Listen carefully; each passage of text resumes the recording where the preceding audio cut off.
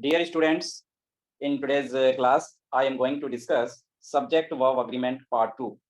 Before this video, I discussed subject-verb agreement part 1.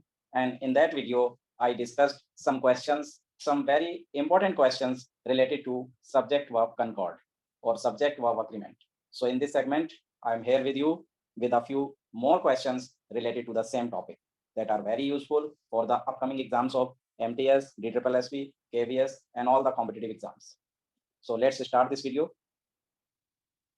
The very first question of this series is, all of you except Sheena have done the homework properly. देखिए जो question आपको दिया गया है, इस question में जो error है, ऑल ऑफ यू एक्सेप्ट, ये वर्ड आप ध्यान रखें। सब्जेक्ट वर्ब अग्रीमेंट में क्या होता है, जैसा कि आपको पहले की वीडियो में मैंने बताया था कि सब्जेक्ट वर्ब अग्रीमेंट एक ही कॉन्सेप्ट पर बेस्ड है। सब्जेक्ट सिंगुलर तो वर्ब सिंगुलर, सब्जेक्ट प्लूरल तो वर्ब प्लूरल। लेकिन हमें ये डिसाइड करना होता है कि एक्चुअली जो जेन्युइन सब्जेक्ट है वो है कौन सा हमारा। तो ये जो क्वेश्चन है वो बेस्ड है, कुछ वर्ड्स होते हैं जैसे ये एक्सेप्ट है या एज वेल एज है। एज वेल एज का मीनिंग होता है और, या टुगेदर विद है, टुगेदर विद, टुगेदर विद। ये कुछ ऐसे वर्ड्स होते हैं जब हमारे दो सब्जेक्ट इनसे जुड़े होते हैं। जैसे एक्सेप्ट से पहले क्या है, ऑल ऑफ यू, और एक्सेप्ट के बाद क्या है, शीना। तो जब हमारे दो सब्जेक्ट जुड़े होते हैं तो वर्ब किसके अकॉर्डिंग आती है, वर्ब जो है वो फर्स्ट सब्जेक्ट के अकॉर्डिंग आती है, और फर्स्ट सब्जेक्ट क्या है, ऑल ऑफ यू है, तो उसके अकॉर्डिंग ये है ठीक है। अगर यहाँ पर हैज़ लिखा होता तो सेंटेंस में एरर होती। इस सेंटेंस में कोई एरर नहीं है, इसलिए आंसर क्या होगा हमारा, नो एरर हो जाएगा। जैसे इसी से रिलेटेड एक सेंटेंस और हो सकता है, जैसे ही एज वेल एज आई। अब यहाँ पर आई इज गिल्टी लिखा जाता है। आई इज गिल्टी क्यों लिखा जाता है, आई इज गिल्टी इसलिए लिखा जाता है क्योंकि एज वेल एज से ये कनेक्ट है, दो सब्जेक्ट हमारे, एक तो ही हो गया और एक आई हो गया। जब एज वेल एज से हमारे दो सब्जेक्ट कनेक्ट होते हैं तो वर्ब किसके अकॉर्डिंग आनी चाहिए, वर्ब आनी चाहिए फर्स्ट सब्जेक्ट के अकॉर्डिंग, और फर्स्ट सब्जेक्ट हमारा क्या है, ही, इसलिए इज आया जबकि नज़दीक में आई है। तो हमेशा हमें ध्यान रखना है, कुछ वर्ड्स होते हैं जिनके नाम मैं बता रहा हूँ आपको। जैसे एक्सेप्ट तो इस सेंटेंस में दिया ही है, ये एक्सेप्ट है, एज वेल एज है, टुगेदर विद है, और इन एडिशन टू है, देन है, गवर्नड बाई है, कंट्रोल्ड बाई है। अगर इनसे टू सब्जेक्ट्स हमारे कनेक्टेड हैं तो वर्ब हमेशा फर्स्ट सब्जेक्ट के अकॉर्डिंग आएगी। नेक्स्ट क्वेश्चन देखते हैं। Every teacher and every student of this college is working hard for the glorious prospects of their college. देखिए सब्जेक्ट वर्ब अग्रीमेंट का एक रूल ये होता है कि अगर हमारे दो सिंगुलर सब्जेक्ट एंड से जुड़े हुए हैं और उनसे पहले ईच या एवरी आता है तो वो प्लूरल नहीं बनते, वो सिंगुलर ही रहते हैं। जैसे टीचर और स्टूडेंट एंड से जुड़े हुए हैं और उनसे पहले आ गया एवरी, तो ये सिंगुलर ही काउंट होंगे। सिंगुलर काउंट होंगे तो सिंगुलर वर्ब आएगी जो कि आई हुई है आगे, इज वर्किंग हार्ड। अगर यहाँ पे आर लिखा होता तो एरर बनती। इसमें जो एरर है वो ये एरर बनी हुई है कि जब सब्जेक्ट सिंगुलर है तो वर्ब भी सिंगुलर होगी और आगे प्रोनाउन भी सिंगुलर होगा। तो यहाँ पे जो एरर है इसमें आपकी एरर बनेगी सी पार्ट में। सी पार्ट में कहाँ से एरर बनेगी, ये देयर की जगह हिज हो जाएगा, क्योंकि जब वर्ब सिंगुलर है, सब्जेक्ट सिंगुलर है तो सब कुछ सिंगुलर ही रहेगा ना, प्रोनाउन भी सिंगुलर आएगा, हिज आ जाएगा। और जब हमें जेंडर, जैसे एवरी टीचर है, एवरी स्टूडेंट है, जेंडर अननोन है और सिंगुलर प्रोनाउन लगाना है तो मैस्कुलिन जेंडर का ही प्रोनाउन हम यूज़ करते हैं, थर्ड पर्सन मैस्कुलिन जेंडर, इसलिए यहाँ पे देयर की जगह हिज हो जाएगा। वैसे तो ये प्रोनाउन की भी एरर काउंट हो सकती है क्योंकि सब्जेक्ट वर्ब अग्रीमेंट का रूल चल रहा है, इसलिए यहाँ पर हिज हो जाएगा और आंसर बनेगा आपका सी। नेक्स्ट क्वेश्चन देखते हैं। The vice president of India and the vice chancellor of this university have given his consent to join the meeting. India का जो वाइस प्रेसिडेंट है और इस यूनिवर्सिटी का जो वाइस प्रिंसिपल है, देखिए इसमें आपको एक चीज़ ध्यान रखनी है कि जैसे ये लिखा है the vice chancellor, the vice president, दोनों ही नाउन से पहले आर्टिकल द का प्रयोग हुआ है। अगर दोनों से पहले हुआ है तो इसका मतलब ये दोनों ही अलग अलग हैं। अगर खाली पहले वाले से, जो पहला वाइस प्रेसिडेंट है, इससे पहले द लगा होता और वाइस चांसलर से पहले ना लगा होता, फिर ये दोनों एक ही व्यक्ति हो जाते हैं। अब जब दोनों ही अलग हैं तो यहाँ पर ये जो वर्ब आई हुई है ये भी प्लूरल आनी चाहिए जो कि आई हुई है, हैव गिवन। अब जब वर्ब प्लूरल है तो आगे प्रोनाउन भी प्लूरल ही होना चाहिए, इसलिए इसकी जगह पे क्या हो जाएगा, इसकी जगह पे हो जाएगा दे आर। उन्होंने अपनी कंसेंट दे दी है टू ज्वाइन द मीटिंग, तो इसकी जगह क्या हो जाएगा, इसकी जगह हो जाएगा आपका देयर और एरर बनेगी आपकी डी पार्ट में। नेक्स्ट क्वेश्चन देखते हैं। One of the peculiarities which distinguishes the present age is the multiplication of books. Multiplication का मतलब होता है बढ़ जाना, बहुत कई गुना बढ़ जाना, किताबों का बढ़ जाना। जो पिक्यूलियरिटी, पिक्यूलियरिटीज का मतलब होता है विशेषताएं, पिक्यूलियर का मतलब विशेष होता है, अजीब। तो जो पिक्यूलियरिटीज़ हैं, उनमें से जो एक है, जो कि हमारे प्रेज़ेंट टेंस को डिस्टिंग्विश करती है, वो है किताबों का बढ़ जाना। अब हमें इसमें देखने की एरर क्या है?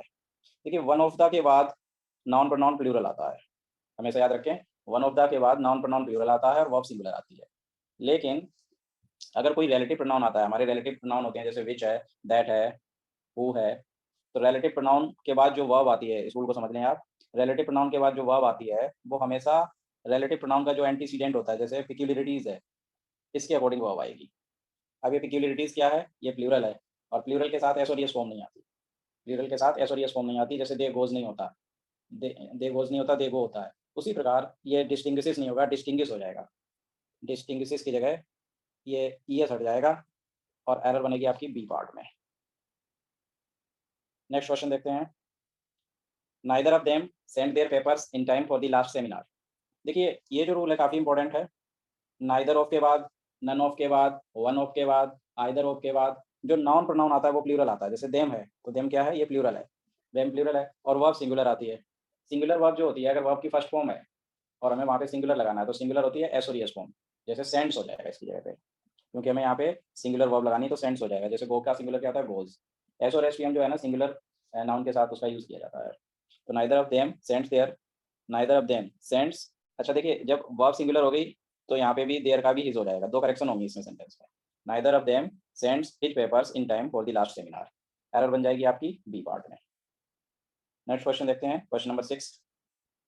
Each of the boys were to blame for the accident. Boys में से प्रत्येक को दोषी ठहराना था एक्सीडेंट के लिए।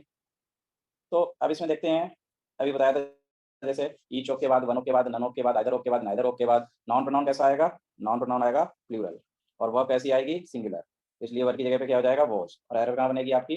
बी पार्ट में। हमेशा ध्यान रखें, नन ऑफ के बाद, ईच ऑफ के बाद, आइदर ऑफ के बाद, नाइदर ऑफ के बाद, वन ऑफ के बाद नाउन प्रोनाउन प्लूरल वर्ब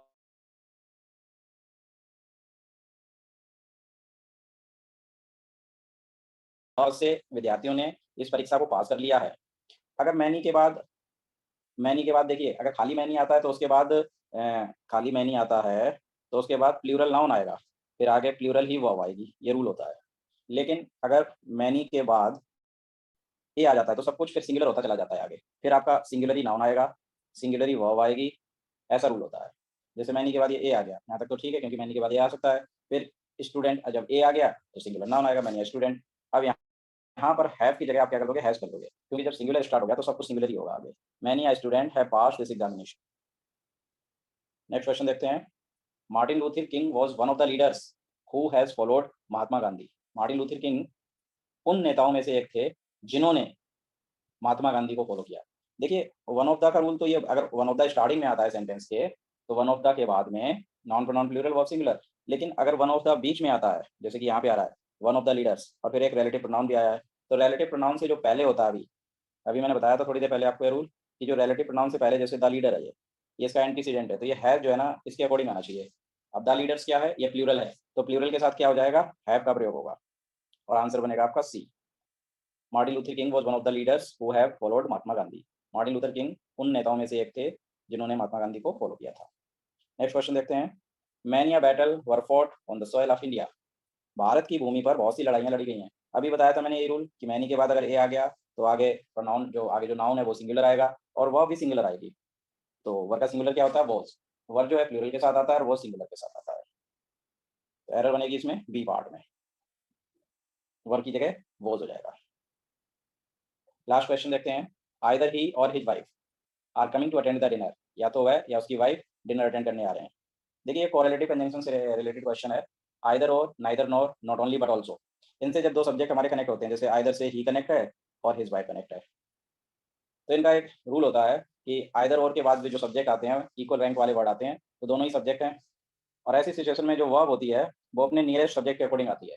अब नियरेस्ट सब्जेक्ट को अगर आप देखें तो हिज वाइफ है, जो कि सिंगुलर है, और सिंगुलर के साथ क्या होगा? इज का प्रयोग होगा। आर की जगह इज हो जाएगा और एरर बनेगी आपकी सी पार्ट में।